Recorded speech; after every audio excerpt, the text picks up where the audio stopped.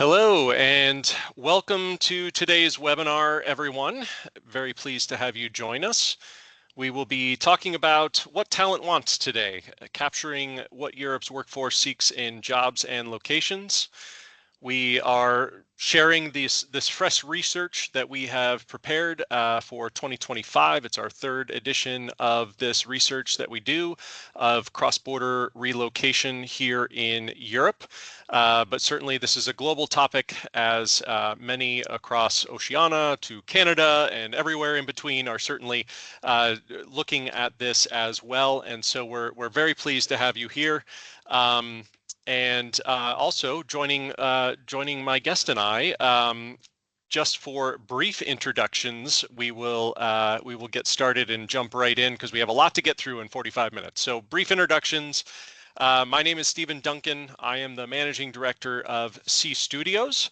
We are an agency focused on international marketing for places, with a specific focus on talent attraction as well as inward investment and trade promotion. I am being joined today by Margit Kreuzhuber from work in Austria. She is the head of the program, and I think you'll be very impressed by the nature of the program, the international reach of the program, and she is joining us from Vienna today. So Margit, pleasure to see you, and we will hear from you shortly. We're going to go through some research to start, and then we are going to finish up with an overview of the Work in Austria program. And along the way, we certainly welcome any questions that you have. So if you would like to send us a question either in the chat or in the Q&A, please let us know, and we will try to get those answered along the way. We may have a few minutes at the end, but we certainly welcome you to ask those questions as they come in. With that in mind, let's jump into some of this research. To start, just a bit about the audience that we have surveyed for what talent wants. Again, this is the third year. It's 650 respondents that we surveyed. It's an online survey in June and early July before everyone headed out on holiday from 9 different European countries. We would love to do all of the countries, but just to get a sample size, we took surveys from people or for countries that tend to have a high degree of international workers. We focused and pre-qualified everyone according to have they moved within the last 3 years across borders. We really wanted to focus on cross-border relocation since that has some unique challenges to it, and we wanted to focus on those where it has been recent and hopefully they've had they have plenty to share in terms of their experience that's fresh in their mind. We also focused on those that are active in the labor market and that had a minimum of a secondary level education. We certainly feel that there are a lot of benefits to looking more widely at this cross-border relocation topic than just those with a secondary level education. However, as most programs at the country and regional level do tend to focus on higher skilled or the higher education levels, we really wanted to zero in on that demographic overall. And then we did not isolate this to just tech workers. We wanted to include tech workers and non-tech workers. We did rely on people to self-identify for that, but we gave some parameters around that in terms of you can work for a tech company in marketing or in finance, and it's not necessarily a tech career. So we really wanted to focus on those. Are you working in a tech application sort of role, or those that are not necessarily a tech-specific role? And 3/4 of the audience had identified as tech workers. You'll see in the actual survey that we did break this down where there were different respondents. We're not going to quite get into that level of detail today, but it's worth downloading the survey to see some of that additional breakout in terms of tech versus non-tech. But just as you look through some of the data, be considering that a lot of these are tech related industries that people are working in where they replied to this survey. So what does global talent, or why does global talent move at the end of the day? This is the first topic we'll look at, and Oops, sorry, went ahead a little too quickly there. We looked at the leading triggers of relocation. So why do people want to move in the first place? There are a lot of reasons why you could move or why you end up moving, but what are the triggers that really compel you to move? And so when we ask this question, improving living standards, as well as career prospects certainly led the way. Those two were really, really high up in the overall mix. As we see the data here, accepted a new job in a that required relocation was in fact number one.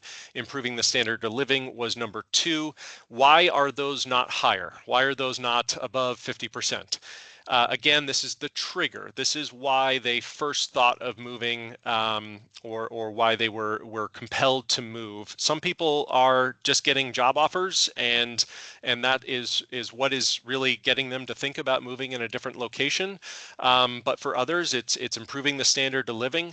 One of the biggest takeaways on this graph here is it is quite a diverse decision.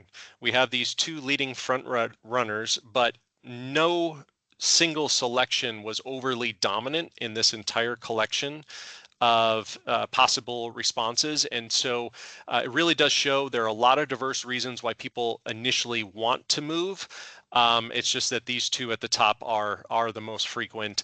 And if we look at this at the country level, the 9 countries that you see here, and you'll see that we, in some responses, we combine Denmark and Sweden to represent the Nordics, and also Belgium and the Netherlands as Benelux. But these are the 9 countries that we surveyed across each of the questions, and you see a lot of consistency here. Improving the standard of living, new job requiring relocation. These are without a doubt the top 2. With Switzerland and the UK, you see some other potential answers in the mix near the top, but almost in every market we are with those top 2, which says a lot about this being both a career decision and a lifestyle decision at the end of the day. Going to that career topic, what we did notice was that more than 8 in 10 people had employment secured prior to moving. And this makes a lot of sense with regard to cross-border relocation, that somebody often needs to have a job if they're going to move across borders. And so this is not maybe all that much of a surprise.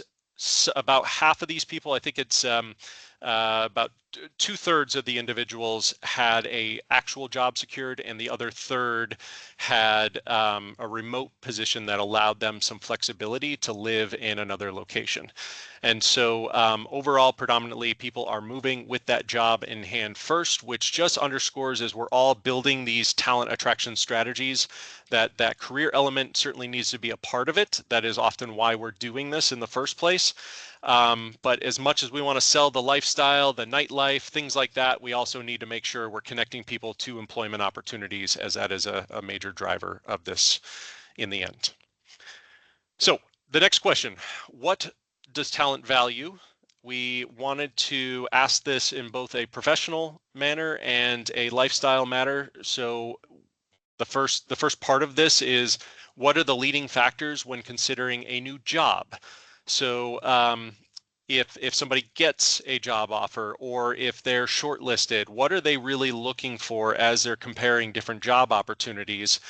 Salary, work-life balance are the top 2 motivators, but there is also a strong pull in terms of the appeal of a location, and that is really important for all of us working within government organizations or pseudo-government organizations, economic development organizations, to really consider that the appeal of the location is incredibly important.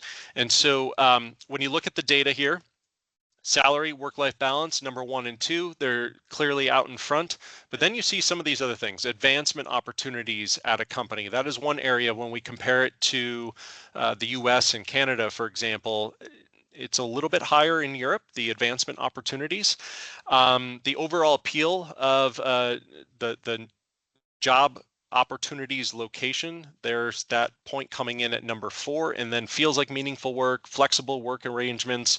But this one is for me, in what we do, working with cities, regions, and countries, this is really one of the more interesting aspects for us. Is that I think what we see is the triggers are one thing. What's triggering somebody to move to a location? Do they get a job offer? Are they just unsatisfied with where they're currently at? But when you think about where they're pulling from, they decide to move. What are they deciding on? It's all that history, all that information that they've taken in over the years prior, and that is where the appeal of the location really comes into play here.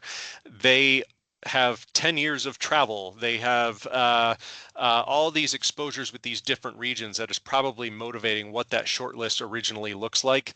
That comes down to this overall appeal of the location, and it is a driver of how people are making decisions on where to relocate.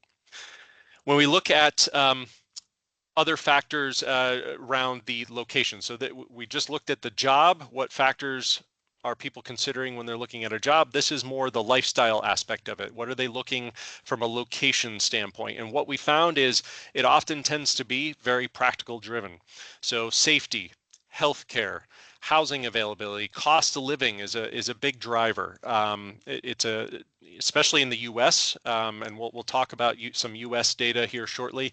But in the U.S., cost of living is a huge driver. In Canada as well. But in Europe, safety and healthcare, very interesting here. The healthcare system is provided, but maybe the quality in some countries has gone down a little bit. Safety, since COVID, a lot of the cities have had some struggles with safety, and so that has risen to the top as a factor that's really important that people are looking for. So here's the full list. This might be a little bit challenging for some of you to see depending on your screen size, but this is the full list. You can find this in the report. You see quality healthcare, safety, crime at the top here in Europe, cost of living, housing availability. Interestingly, that welcoming and friendly local population is right behind that top group at number 5. And that is incredibly important as well, that people feel welcomed. As we're in this very difficult political environment, that is something to keep in mind, how people are viewing your community and how welcoming they are from a policy standpoint, just as much as a person-to-person standpoint. But what is really interesting is these top 4 are the exact same top 4. I think the order one or two of them might be out of order, but they're the exact same 4 in US and Canada. So if we were to compare this data to US and Canada, it's the same group, top 4, which I think shows just across much of the world, that's what people are really valuing right now. And so this is where the messaging needs to be driven for some of these campaigns. These need to be topics that are on your website, that are part of your materials and part of your narrative overall. And keep in mind, especially for those within Europe, we have a lot of Europeans on the call today. It's sometimes taken for granted the way healthcare works in Europe, but when you're recruiting from other areas that maybe have very different healthcare policies and systems, social security systems and so forth, sometimes the obvious thing is still what you need to communicate to make sure those people are aware of what is provided for them. So don't forget that as a part of your marketing message overall.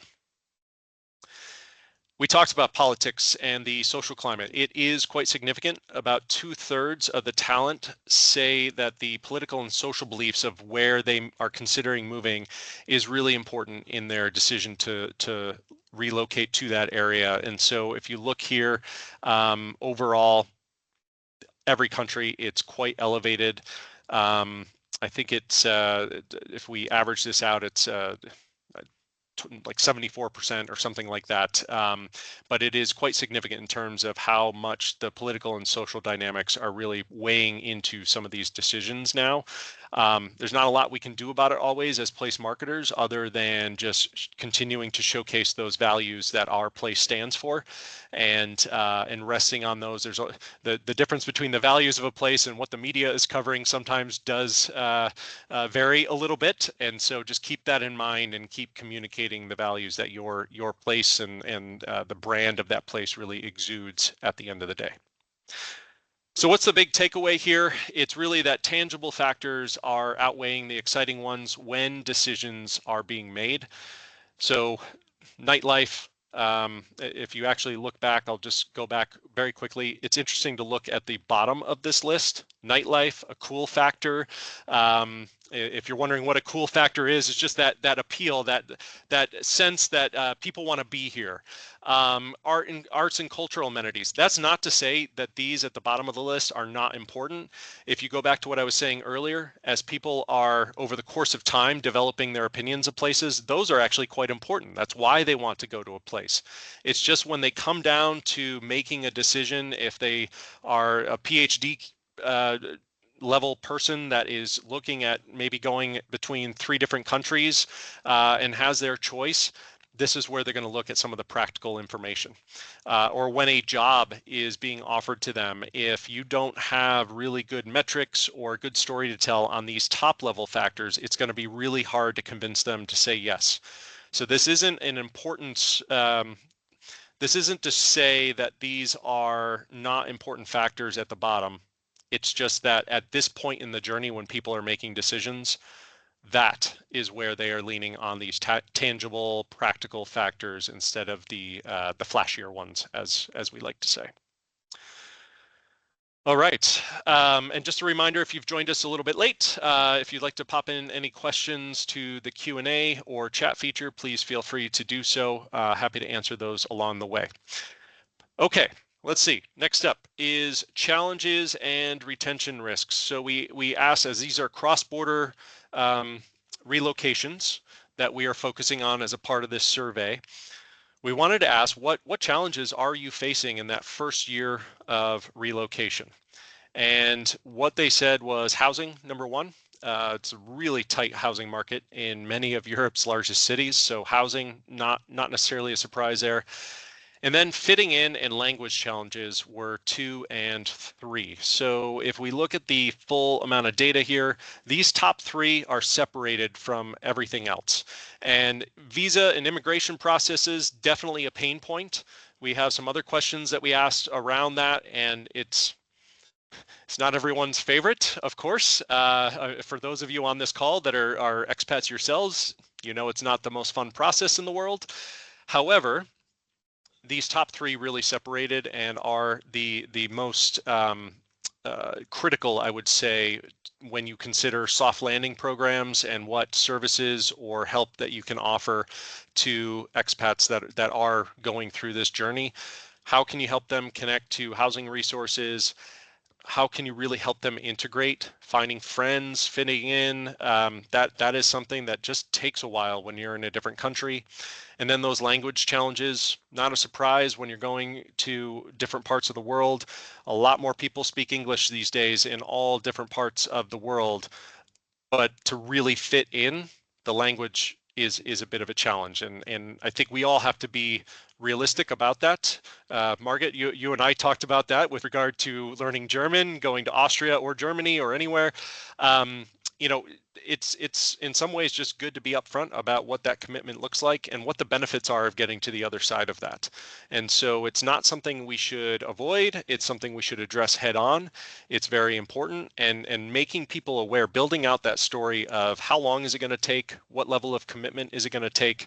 Sometimes that's what people need to know just to take that next step and make that move and feel more comfortable with it.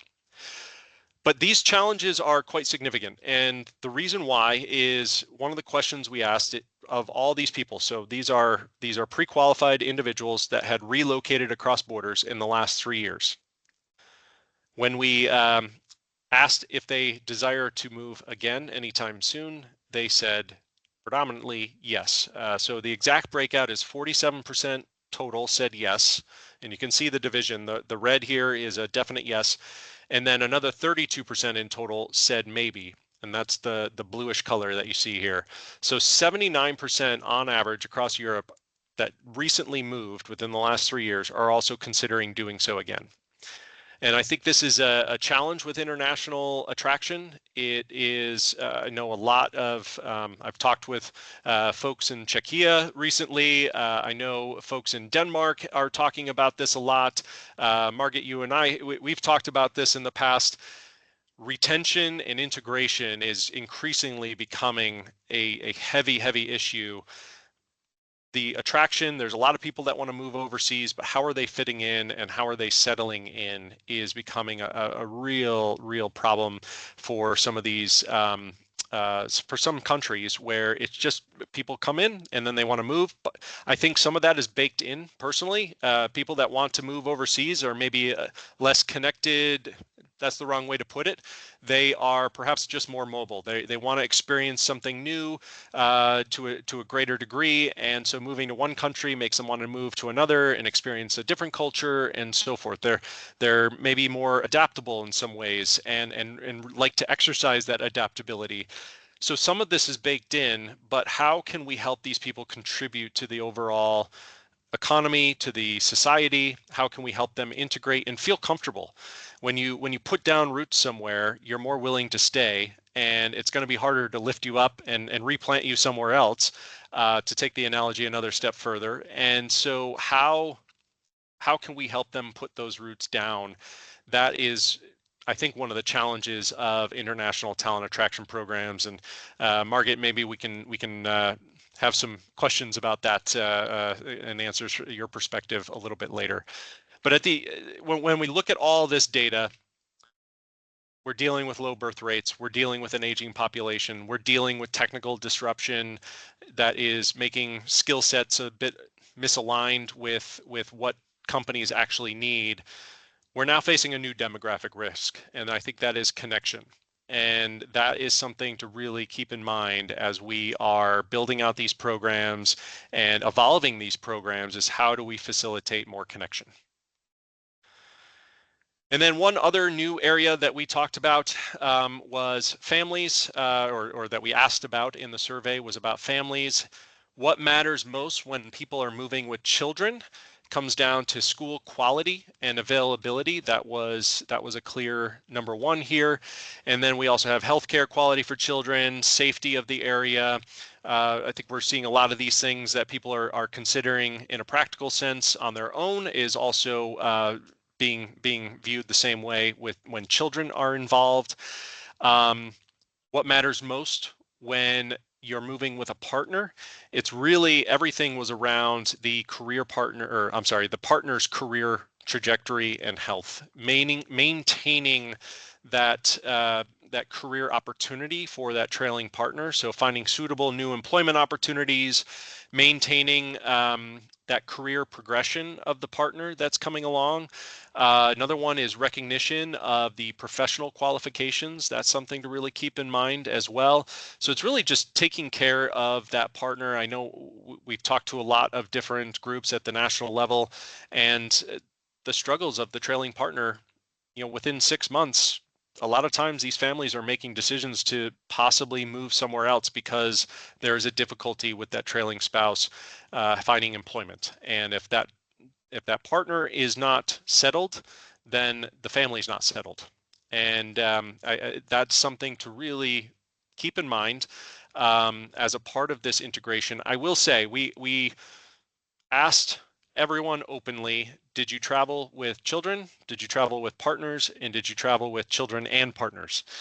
75% of the audience came back saying that they traveled with one or the other, or both. That's 3/4 of our random audience that is moving across borders, that is traveling with some sort of family dynamic involved. We oftentimes revert to thinking of talent attraction as this young person's pursuit, that we want to get people fresh out of college or in their 20s. The workforce is much wider than that. Companies are often demanding mid-management level, mid-career professionals. That is often where they find the biggest struggles in attracting local talent. So using these international talent attraction programs to fill that gap is really important. And so just keep this in mind, that oftentimes these folks are traveling with some sort of family in tow, and we really need to consider overall what their needs are. Here you have it. The major takeaway is just it's more often a family decision than an individual one, and sometimes it's just good to remember that as we're designing these programs and going through that buyer journey. And then the last element here, how talent makes decisions. So how are perceptions of places influenced? I'm always amazed that internet research and firsthand experience almost seemingly come up tied every year. You see it here. It was scored the same in both cases. It was very similar last year and very similar the year before. Also in the US and Canada, this came up as a near tie. Not everyone is number one on the place to travel bucket list. Not everyone has the appeal of, let's just say, a London, where everyone is going to London or everyone's going to Paris. Sometimes you're a little further down that list. To know that you can make up some of that ground with digital promotion, digital presence through internet research, you see social media is pretty high up here as well. To know that you can have something other than just that firsthand experience of people coming through and traveling, I think is really powerful. And it shows the potential that all of us have, regardless of how aggressive our tourism organizations are. Still really important. If you can get people that are coming to town to be interested in living there, I don't want to undercount that at all. That is really important, but also knowing that we can compete if we're not number one on the destination list is also quite good to know and reassuring, I think, in many ways. How does talent search for jobs? This was one new question that we asked this year, and I thought the answer was really fascinating. We asked, how do you go about searching for jobs in terms of, from a real technical perspective, are you searching by industry? That's what a lot of places typically design their programs as. It really came up by job, role, and occupation. So about half the audience, that's their first priority. And then skill requirements was number 2. And by industry sector was number 3. A lot of our programs are designed around this, but that is the third most popular way to search. So the best option is to provide multiple ways to search for jobs. But if this is your primary way of designing a jobs board, which many places have, it's worth reconsidering this and seeing how we can better meet talent where they're at and what their expectations are. How are they experiencing this journey? That is something to consider once again as you are building this out. And then the last thing I'll cover here is just do dedicated websites for talent mobility matter? Yes, they do. More than 8 in 10 say that it would have been helpful in their relocation journey. You see here what information is most helpful for those going through the journey. So you have cost of living, you have healthcare, housing. This mirrors a lot of what people are demanding. And so maybe take a snapshot of this, but this is what information people want when they're considering this cross-border relocation and looking online for that information. To have it all in one place would be incredibly important. So to wrap it up, what does the data tell us? Some key takeaways here before we get over to the AUSTRIA program. Invest in quality of place. That's why it's one of the primary reasons people are moving, to seek a better standard of living. If you can make your place a great place to really just live and be part of a community, really important. So think of product improvement as well as promotion. Supporting families to increase competitiveness, really thinking about this as a family first decision, not necessarily an individual one. Simplify the entry for a soft landing with a specific focus on this fourth one here, fostering belonging. So receiving people through welcome centers and things of that nature, but also really trying to integrate individuals into the community so that they put down roots. And then it also thinking like talent, are we constructing our websites and our marketing promotions? Are we constructing the journey through what talent is actually experiencing or through what we want them to experience from our end? Taking that customer first approach, really important, and it can sometimes differ from what we think. So making sure that we're always talking to the right individuals. So with that in mind, I am going to stop sharing my screen and I'm going to let Margit share hers. So Margit, it is over to you. And if you'd like, I think maybe just a brief introduction on your background, and then you can take it from there.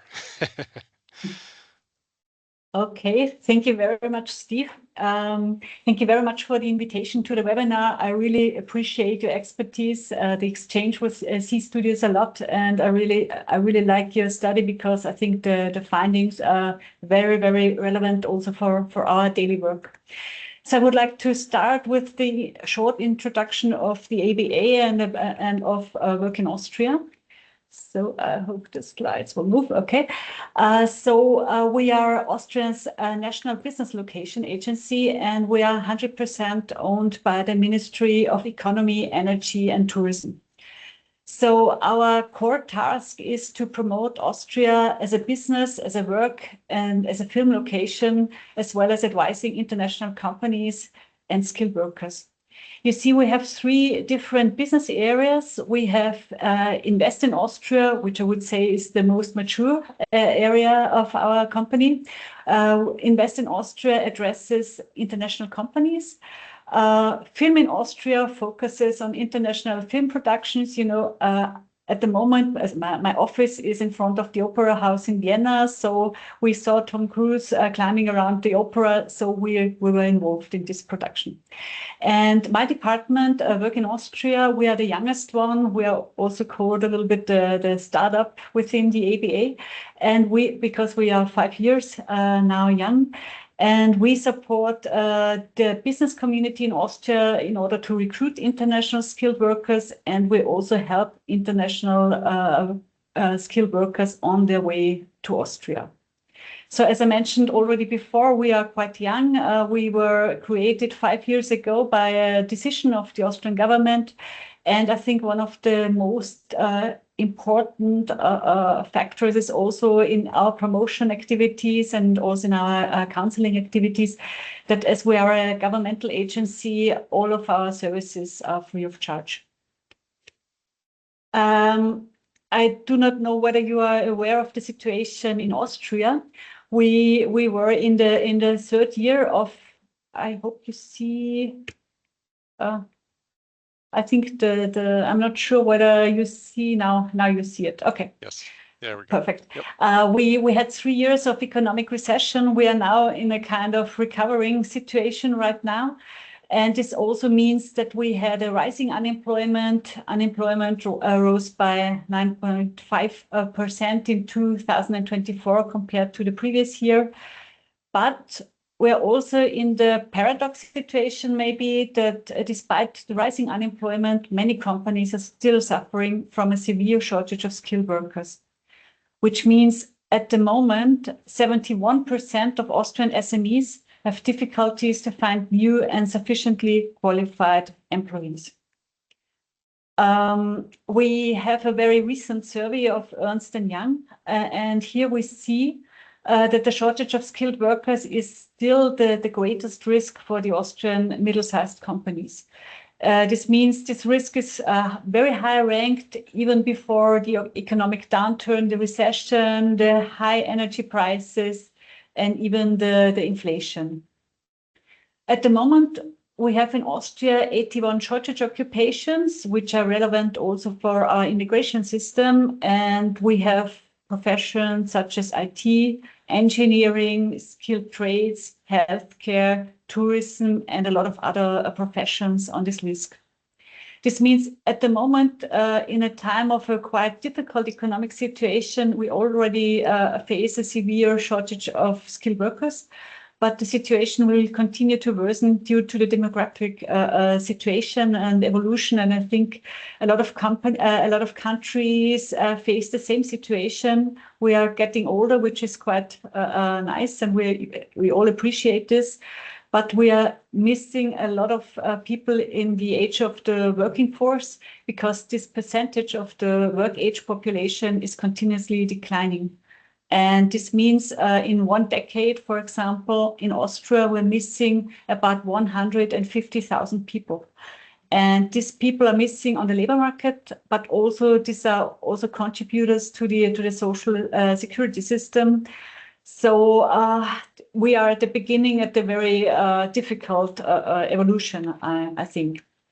So what shall we do to improve the situation? Of course, there are different key areas. such as training the existing population. Employee retention is very important, of course, and also the activation of the workforce potential in Austria. And this means these three approaches, they try to make the best possible use of the existing potential on the labor market. But if we are looking at the demographic situation, of course, this won't be sufficient. So this means that also international recruitment is playing an increasingly important role. Steve mentioned before some relevant factors when it comes to the decision for or against one country. And considering this, I think Austria is in a quite favorable position because within the European Union, we are ranked #1 when it comes to the quality of life. We also have a very, very good health infrastructure. And also we are on the 3rd place when it comes to English proficiency. And we also are #2 when it comes to travel and transit. For example, in Austria, we have the climate ticket where you buy one ticket and you can use all the public transport all over Austria, which is very well received, I would say. And a lot of people use this kind of transportation. So this means the preconditions are quite favorable, but we face the challenge that Austria is a quite small country and we are not so well known internationally as an attractive place to work. And this is also the reason why we were created with Work in Austria, because our task is to promote Austria as a work location. And we support Austrian companies in searching for skilled workers. At the one side. At the other side, we are advising internationally skilled workers and their families on living and working in Austria. But I think it's also very, very relevant that this is a field where it needs a lot of cooperation, which means we cooperate closely with all stakeholders on a national and at the state level. Which means, for example, we also have in the regional agencies, and we really we're in very close contact also with these regional agencies and with a lot of stakeholders, so that we can create a kind of process, a kind of customer journey, which covers a lot of aspects which are relevant for international skilled workers. So if I look at our department, I would divide our services into 4 key sectors. The info platform, we're offering consultation, we are promoting the work location, and we're also acting as a kind of think tank, and networking plays a crucial role. So I will follow up on these 4 areas and I will go a little bit more in detail. So let's start with the info platform. Also, Steve mentioned it before that the website is a very important source for international skilled workers to inform about the preconditions in some countries. So we offer really a lot of information on our platform, www.workinaustria.com. One of our main aspects is the knowledge transfer on the right of residence and the access to the Austrian labor market, which means that we have the entry ticket to the Austrian labor market is the red card and the blue card, which means that we offer a lot of information on the website about the immigration rules, but also about other residence permits which are relevant concerning the labor market.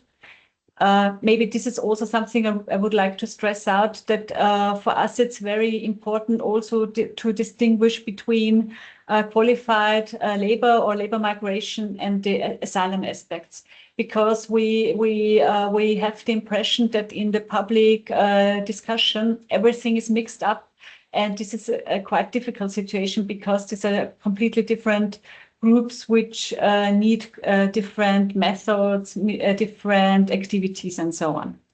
So this means that we are solely dealing with people who want to work in Austria on a rather permanent base and who are interested in the field of labor migration. The information for family members is very relevant as well. We offer a lot of information about this topic on the website, which means this is all a kind of legal information. What are the preconditions? But at the same time, it's also very important to know about the housing opportunities, about social security system, about pets, about to bring the pets, to bring everything. How is it going on with the driving license? So this means we offer a huge set of information about living and working in Austria also on our platform. This means that we also decided to create different digital tools, such as the Talent Hub, the Immigration Guide, and the Personal Guide, which means these 3 tools offer interactive elements where people can fill in their personal situation and they get the kind of customized information. I would like to start with the Talent Hub, which connects Austrian companies with international specialists. Austrian companies can publish their vacancies on our Talent Hub free of charge, and they can search for suitable international specialists. Which means if we are doing our promotion work also in different countries, we also bring in our Talent Hub and also the vacancies on the Talent Hub, which means that the companies gain additional reach with this platform. At the same time, also international professionals can upload their CVs online, and they can also search for suitable vacancies. It is also possible on the Talent Hub that you are regularly informed about suitable jobs or candidates if you activate a kind of job search agent. We created the Talent Hub about 1.5 years ago. And I can remember that Steve and I were speaking a lot how many candidates we can expect.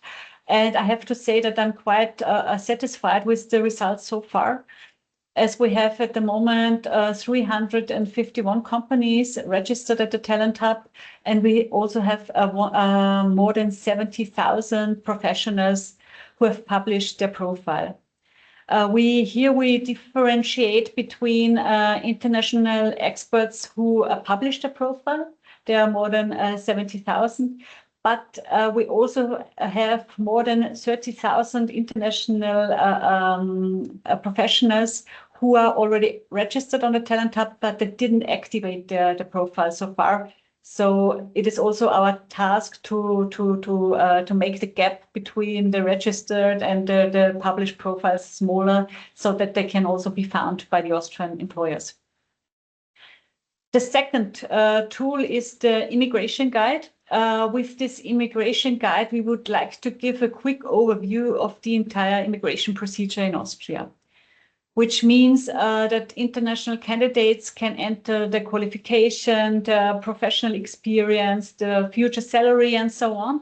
And then they receive a kind of a forecast whether they are eligible for the red card or another residence permit. Furthermore, they also find detailed information about the immigration procedure, which authorities are relevant, or if, for example, the documents have to be notarized.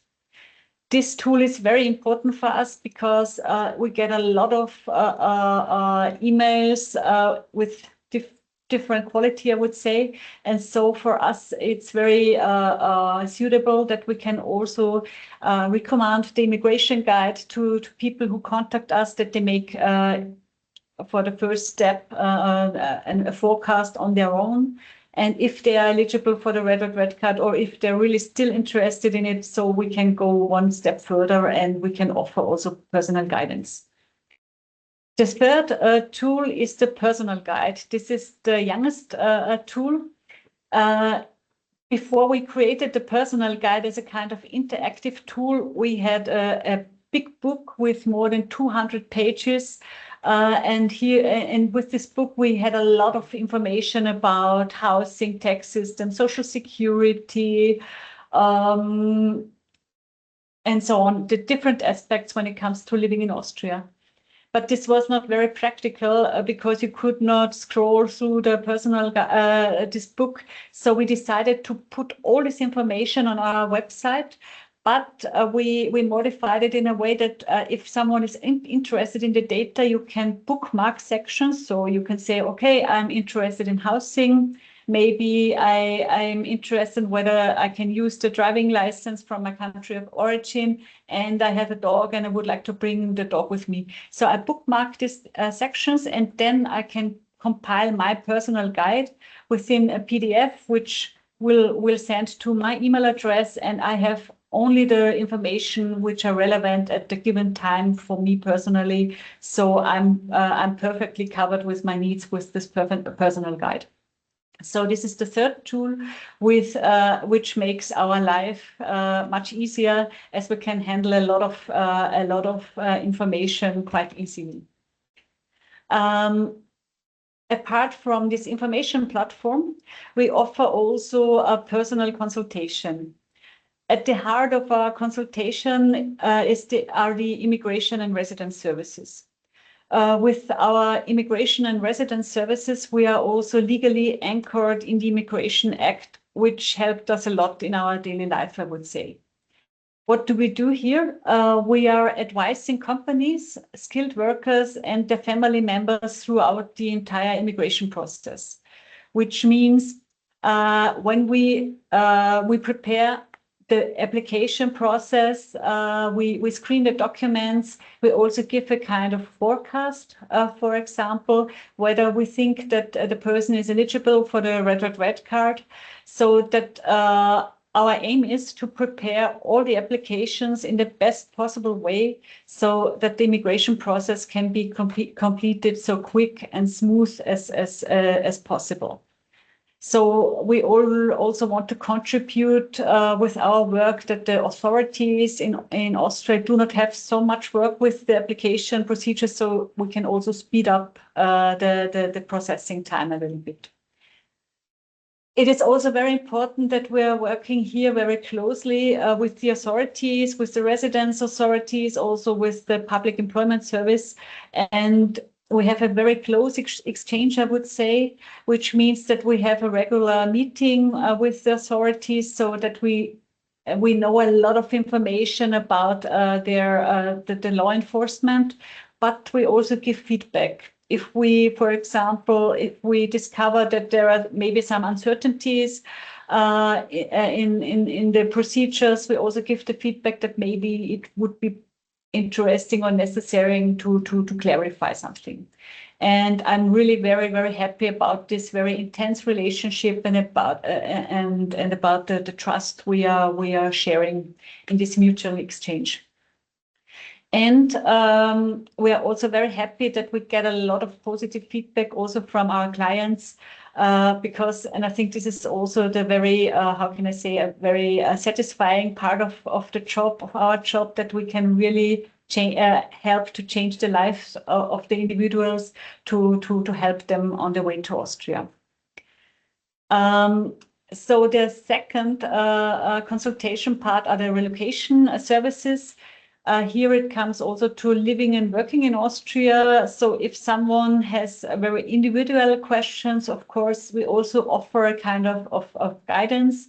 And here we are also working very closely together with the regions so that, for example, if there is something, a question about, for example, Vienna, we're also working very closely together with the Vienna Business Agency, and we hand over this question to the regional agency.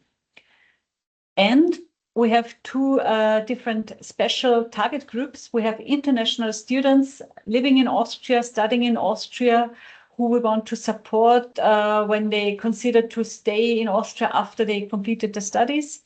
A very relevant group, I would say.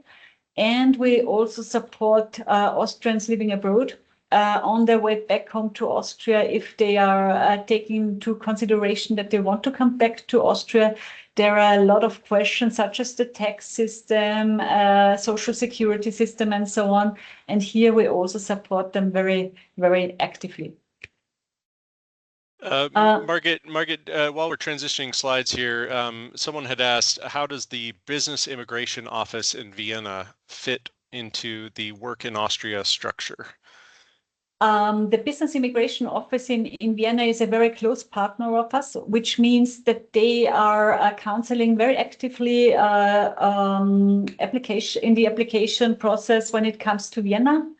And we are also sharing a lot of our expertise, I would say, and I think this is a perfect partnership. We really work closely together. There are also other partners in other regions, but I would say that they are really, I would say we are in very strong cooperation. Thank you. So I would like to come to the next part of our tasks. It's the promotion of the work location. As I mentioned before, we are a small country. I also have to say that maybe there were other countries which did a lot of very good work in the past where we didn't do this kind of promotion work and where we learned a lot of them as well.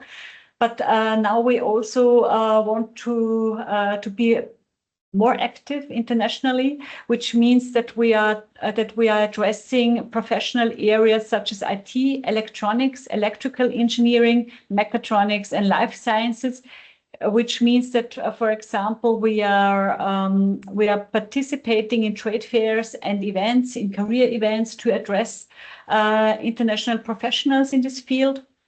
We are also working very closely together with universities and other educational institutions in selected countries, which means that, for example, we participate in career events of these universities. Sometimes we also organize hackathons with these universities to get more reach in these countries. But of course, we also offer targeted communication measures such as social media campaigns and so on. We have different market directors who have also personal roots to their countries of origin, which is, from my point of view, very, very important because this offers a lot of credibility. Because if the market director has also the cultural background of the countries we're targeting, then of course the person speaks the same language and they know the cultural codes and so on. I think this is really very, very important that the market directors can build up their own community of some of the selected target countries. We are also act as think tank, and we are also networking a lot, which means that we are also elaborating recommendations based on our consulting experience, especially for our owner, the Ministry of Economic Affairs, Energy and Tourism, based on our consulting practice. We are also cooperating very actively with different players. I already mentioned the regional agencies, but also with professional associations, with lawyers, with recruitment agencies, and so on. I think there are so many institutions involved, which where it comes also a little bit to coordination, that we all are going into the same direction. We see ourselves also as a kind of information hub. And international networking is very relevant also for our daily life. This means we try to cover with our services the whole customer journey. When it starts with information in the country of origin, we promote Austria as a work location.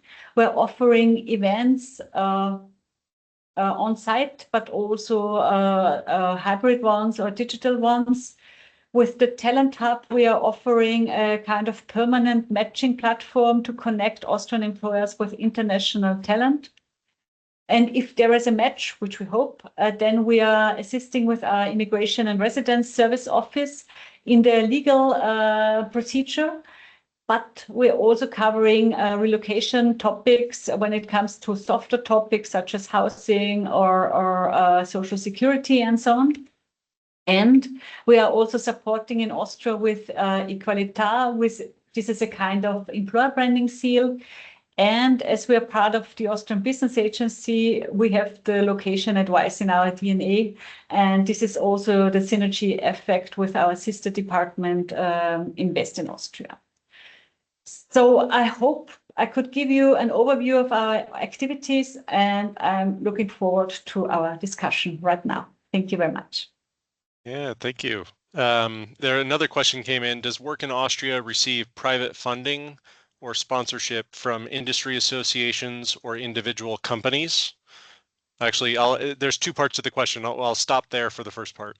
Okay, so we are 100% public agency, which means we are 100% owned by the Ministry of Economy, Energy and Tourism.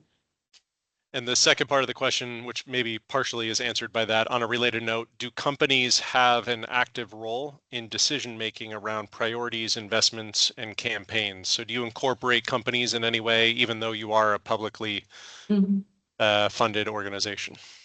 Of course, we are in very close contact with the business associations in Austria, for example, with the Chamber of Commerce, with the Federation of Industries, and other associations. But in general, as we are, our board is taking the decisions for us. But of course, we are reacting a lot to the market needs, and our main goal is also we do not go into competition with the private sector, but our aim is to fill the gaps. Yeah, that's great.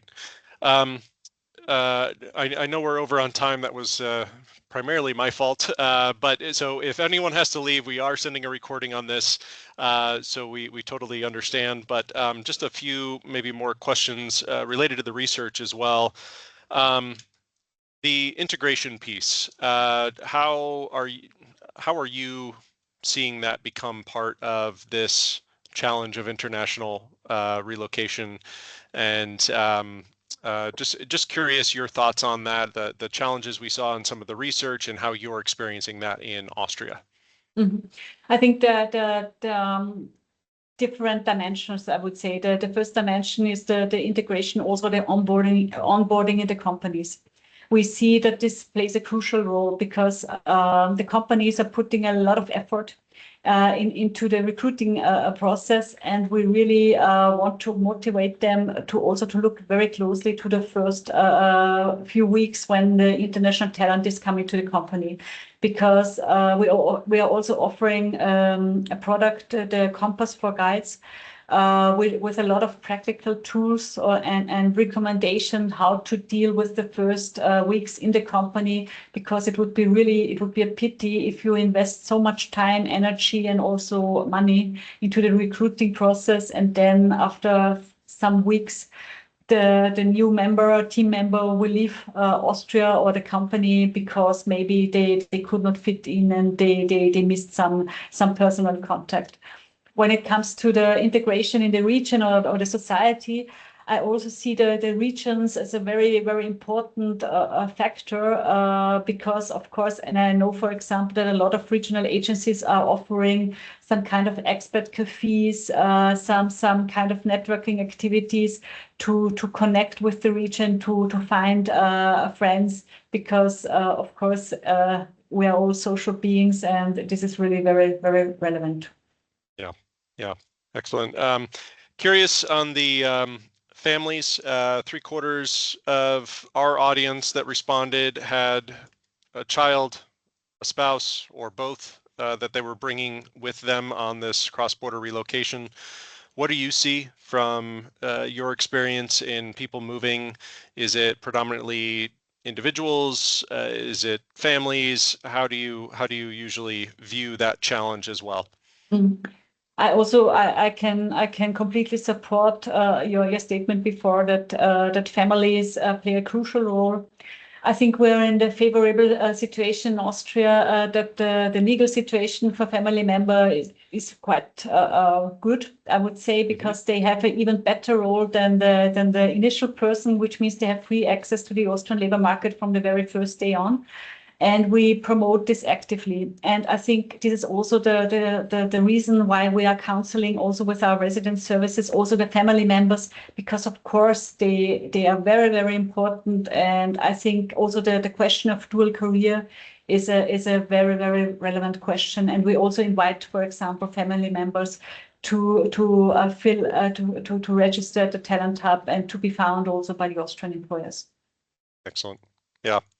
While you were presenting, I thought just to summarize and wrap everything up, and you can get the European report, which says coming soon, but it's actually live now, on the left side. And then there's a similar US report from our sister agency, DCI, in the US called Talent Wars. That is available as well, and you can download that using the right QR code.